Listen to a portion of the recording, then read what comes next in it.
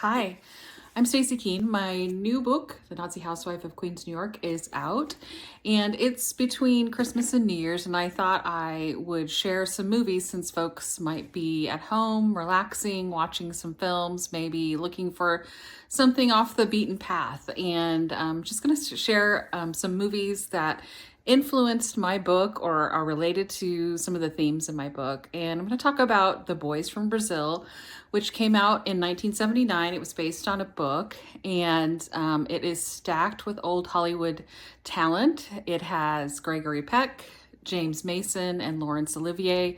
You don't know who that is. They were just incredible actors from the golden age of the 30s, 40s, 50s, and 60s in Hollywood. Gregory Peck plays the lead role as Dr. Mengele in this, and it's a huge departure from To Kill a Mockingbird, if you saw him as Atticus Finch in that film.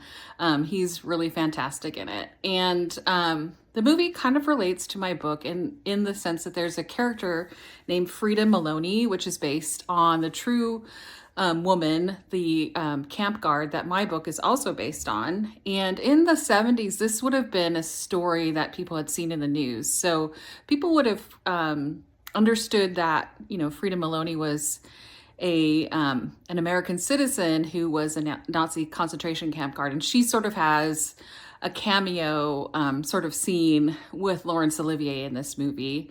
Also in the movie is a very young Steve Guttenberg, and if you are a fan of movies of the early and mid 80s, that's a name that's familiar. I don't see Steve Guttenberg anymore, so whatever happened to Steve Guttenberg, I don't know.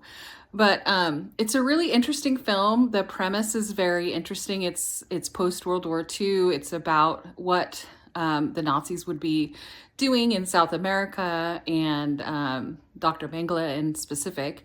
And there's a scene in it where there's this kind of like glamorous party of former Nazis, and I have a scene like that in my book, and so that's how it's related.